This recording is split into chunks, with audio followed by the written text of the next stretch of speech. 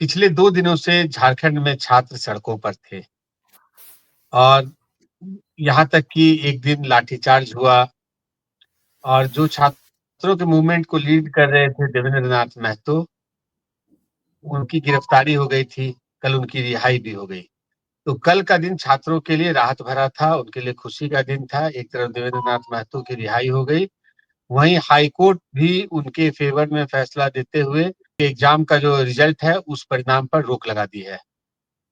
और इस बीच में एक और डेवलपमेंट था कि एलकेएम के मुखिया जयराम कुमार महतो पर विदेशी चंदा लेने का आरोप था कि विदेशी फंड उन पर उनके पास आया है। इस मामले में भी चुनाव आयोग ने ये जांच बोकारो डीसी को दे दिया और इस पर भी जांच हो रही है। बड़ा डेवलपमेंट ये है कि जयराम कुमार महतो उन नेताओं में नहीं है जो कोई आरोप लगे तो वो छुप कर बैठ जाएं। वो भी सामने आए और तुरंत उन्होंने सफाई दी कि ये कोई विदेशी फंड मेरे पास नहीं आया है, बल्कि ये सहयोग है और झारखंड के लोग ही, जो प्रवासी झारखंडी हैं, जो विदेश में या राज्य के अन्य कोनों में रहते हैं, उन्हीं लोगों से उनको सहयोग मिला है और ये भी उसी का हिस्सा है। और उन्हें जैसे ही उनसे कोई पूछेगा तो वो सब किसी से भी बात करा सकते हैं और सारा जो भी है दूध का दूध, पानी का पानी हो जाएगा, वो सबको दिखला देंगे अपना अकाउंट और बाकी सब चीज़। इन सब मुद्दों पर बात करने के लिए हमारे साथ मौजूद हैं मनीष आनंद। ये बहुत वरिष्ठ पत्रकार हैं और आप देख रहे हैं न्यूज़ पिकल। आप सबो दर्शकों का स्वागत है और हम लोग मनीष जी से इसी विषय पर बात करेंगे। मनीष जी, जयराम कुमार महतो पर जो आरोप लग रहा था कि विदेशी फंड उनके पास आया है और लोग ऐसा बता रहे थे कि अगर ऐसा कुछ हो जाएगा तो उनके पार्टी पर भी संकट आ सकता है, उनकी राजनीतिक भविष्य पर भी संकट आ सकता है। लेकिन अब जब जयराम महतो बता रहे हैं कि ये कोई कहीं से फंड नहीं आया है, ये सहयोग है और झारखंडी प्रवासी ही उनको दिए हैं और छोटा-छोटा रकम हर इंडिविजुअल का जो कैपेसिटी है, जितना देना चाहता है, उसके हिसाब से दिया है। तो मनीष जी, आप इस बिंदु पर प्रकाश डालें। नमस्कार अमित जी और न्यूज़ पिकल के दर्शकों को भी नमस्कार। जयराम महतो ने एक इंटरव्यू दिया है ईटीवी भारत को और उसमें उस इंटरव्यू में उन्होंने स्पष्ट किया है कि उनका जो बही खाता है उनके पार्टी का वो बहुत ही साफ सुथरा है और कोई विदेशी फंडिंग उनको प्राप्त नहीं हुआ है, उनकी पार्टी को प्राप्त नहीं हुआ है। उनका ऐसा दावा है कि जो प्रवासी झारखंडी हैं, जो विदेश में रहते हैं, कई सारे देशों में रहते हैं, उन्होंने ही सहयोग में छोटी-छोटी राशियों से सहयोग किया था जेएलकेएम के साथ विधानसभा चुनाव को लड़ने के लिए और उनसे ही प्राप्त सहयोग राशि की वजह से जेएलकेएम पार्टी चुनाव लड़ पाई, ऐसा जेएलकेएम के मुखिया का कहना है।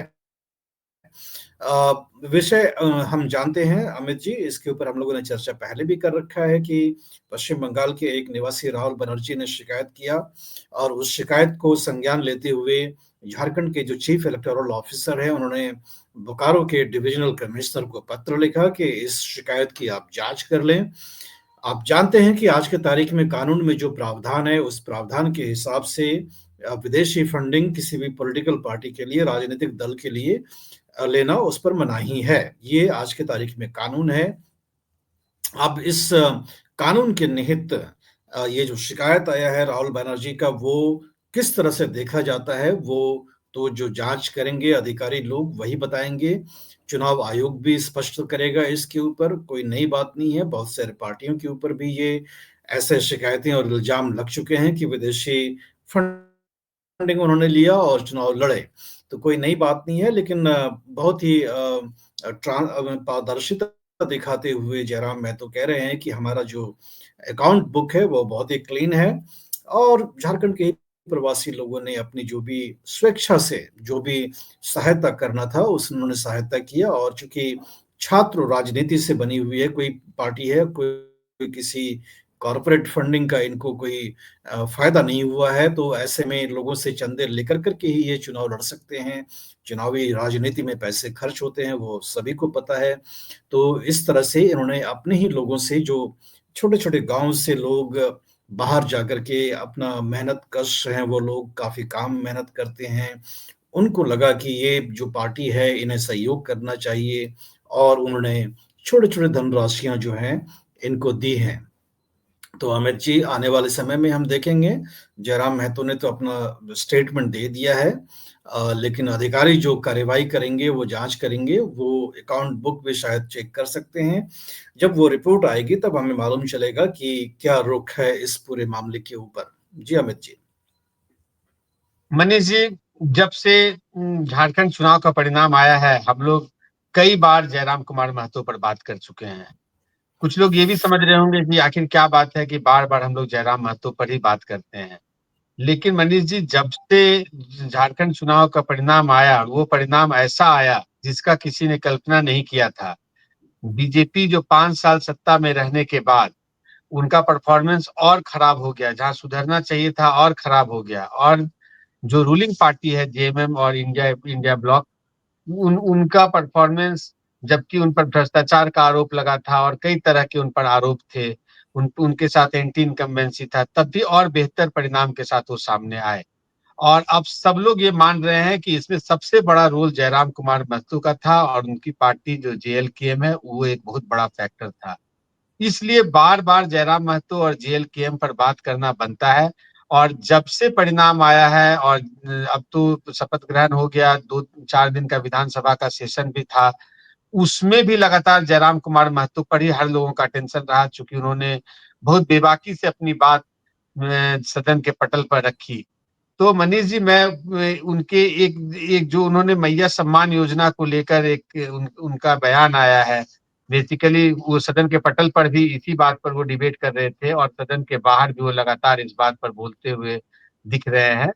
चूँकि मैया सम्मान योजना झारखंड सरकार को दोबारा आने में जो बहुत दूसरा फैक्टर है, एक तो जेएलकेएम बहुत बड़ा फैक्टर है और जयराम महतो एक बहुत बड़ा फैक्टर है। और दूसरा मैया सम्मान योजना के कारण माना जा रहा है कि महिलाओं का बहुत बड़ा समर्थन हेमंत सोरेन को मिला और उनकी सरकार इसीलिए सत्ता में वापसी की।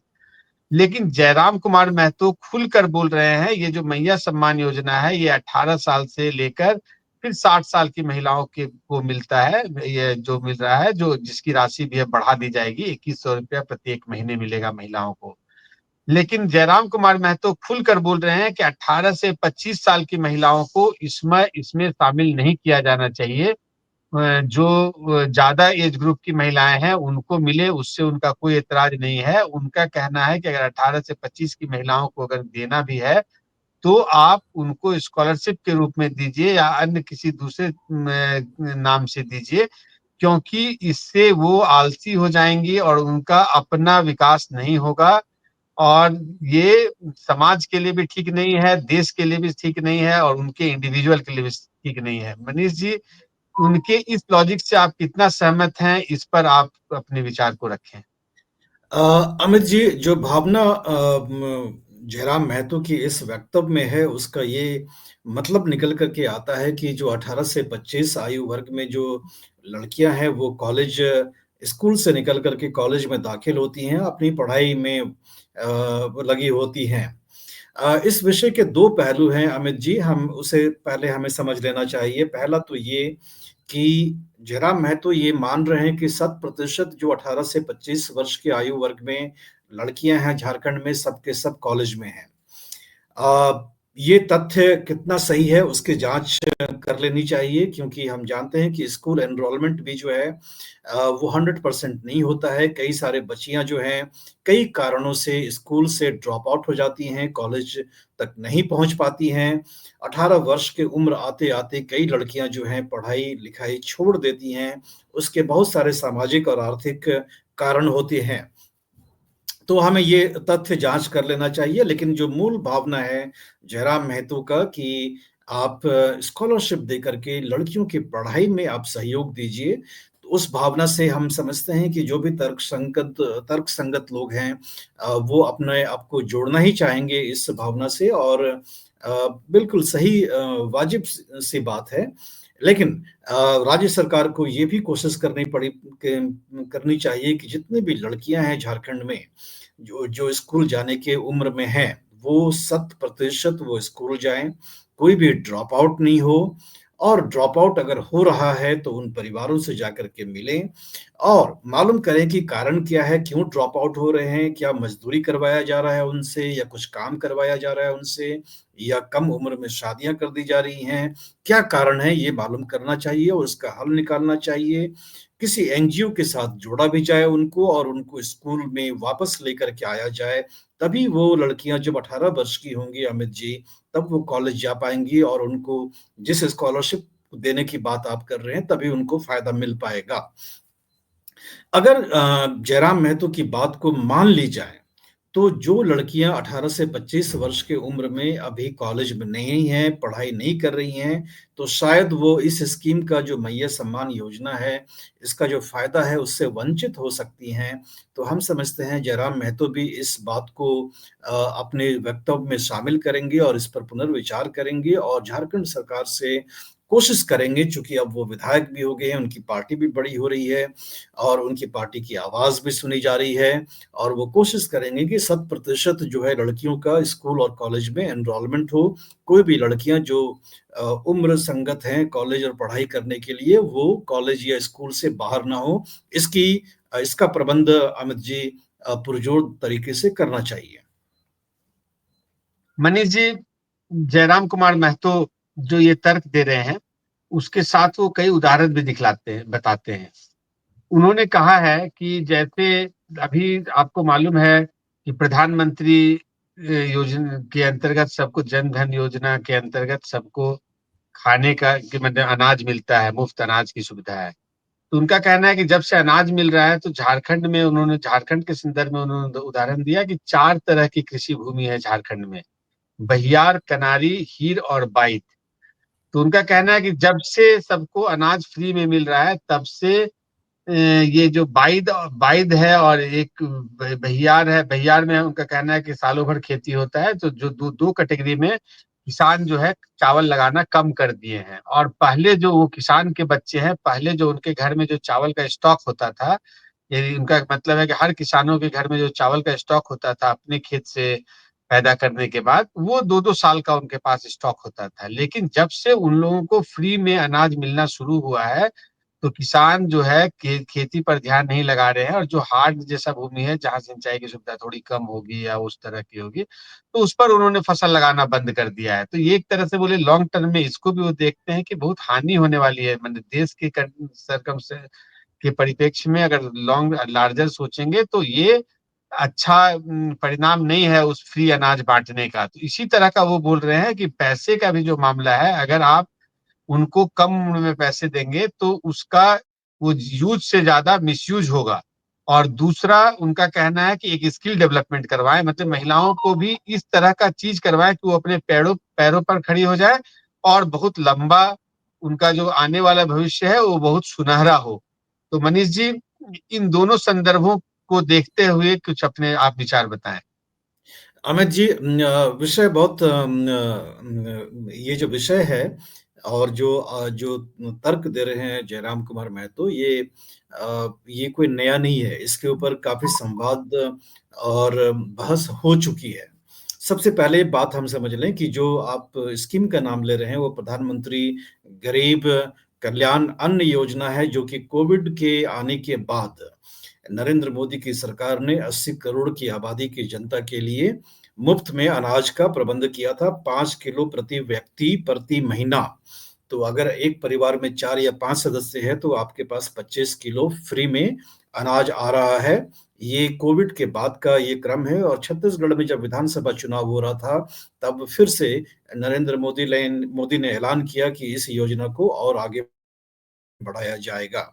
एक बात ये है। दूसरी बात ये है, चूँकि अब अनाज फ्री में आ रहा है, तो कुछ राज्य सरकार उसमें जोड़ भी रहे हैं।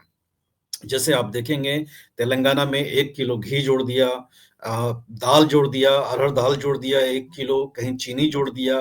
तो इसी तरह से आप देखेंगे जो मतलब पहले क्या था कि पहले पास आपके पास था नेशनल फूड सिक्योरिटी एक्ट, जो कि आपको याद हो कि मनमोहन सिंह सरकार ने पास किया था कानून से और उस समय सोनिया गांधी का बहुत दबाव था कि देश में इस स्कीम को लाया जाए। इसके इस स्कीम के तहत अमित जी 66% आबादी कवर होता है नेशनल फूड सिक्योरिटी एक्ट में। तो 66% मतलब 2/3 आबादी जो है उस योजना के तहत कवर हो जाता है। उसमें भी 5 किलो अनाज प्रति व्यक्ति का प्रावधान है। तो 5 किलो व्यक्ति प्रति लोगों का प्रावधान है, लेकिन उसमें था क्या कि गेहूँ के लिए आपको ₹2 प्रति किलो देना है और चावल के लिए ₹3 प्रति किलो देना है। लेकिन राज्य सरकार क्या कर रही थी कि केंद्र सरकार से तो मिल गए अनाज ₹2 और ₹3 के भाव से, तो राज्य सरकार ₹2 ₹3 अपनी तरफ से मिला कर के उसे पूरा फ्री कर दे रही थी। तो मोदी सरकार को लगा कि कार्यक्रम हमारा और इसका फ़ायदा चुनावी जो फ़ायदा है, वो राज्य सरकार उठा रहे हैं, तो उन्होंने ऐसा लगता है कि प्रधानमंत्री गरीब कल्याण अन्न योजना को ले आया कि वो 2 और ₹3 भी खत्म कर दिया। तो इसकी मूल बात तो ये है। अमित जी, पहली बात ये है। अब इसका दूसरा कारण ये है कि देश में कुपोषण एक बड़ी समस्या है। कुपोषण से भी निपटना एक देश के लिए बहुत बड़ा चैलेंज है। कुपोषण के मामले में अगर आप देखेंगे डब्ल्यूएचओ का जो रिपोर्ट आता है या यूएनडीपी का जो रिपोर्ट आता है, तो हमारे कई सारे राज्य बहुत पिछड़े हुए हैं कुपोषण के मामले में। और कहीं न कहीं नेशनल फूड सिक्योरिटी एक्ट लाने का जो मूल जो दलील था कि कुपोषण से हम लड़ पाएँगे अगर हम ऐसी योजना को लेकर के आते हैं। आप झारखंड के अंदर में भी अब मोदी सरकार के अंदर जो है फोर्टिफाइड राइस, अब राइस जो है उसको फोर्टिफाई किया जा रहा है, उसमें आयरन डाला जा रहा है और भी जो मिनरल्स होते हैं वो डाला जा रहा है ताकि कुपोषण से हम लड़ पाएँ और वो झारखंड जैसे उड़ीसा, बिहार ऐसे राज्यों में दिया जा रहा है, जहाँ कुपोषण की ज़्यादा गंभीर समस्या है। तो ऐसे में जो मूल भावना है जयराम महतो का कि लोग मेहनत नहीं करना चाह रहे हैं क्योंकि मुफ्त में अनाज मिल जा रहा है। तो एक बात तो ये है, अर्थशास्त्री इसके ऊपर काफ़ी ज़्यादा बहस कर चुके हैं और इस भावना से वो अवगत भी हैं और अपने आप को जोड़ते भी हैं। लेकिन समस्या और भी गंभीर है कि देश को कुपोषण से भी लड़ना है और दूसरी बात ये है कि खाद्यान्न के प्रोडक्शन में देश आत्मनिर्भर हो चुका है। हमारे पास जो खाद्यान्न का भंडारण है वो काफ़ी ज़्यादा हो चुका है। अगर हम नहीं बाँटेंगे लोगों के बीच तो वो चूहे खा जाएँगे, सड़ जाएँगे, बर्बाद हो जाएँगे क्योंकि विदेशी बाज़ार नहीं है उनके लिए।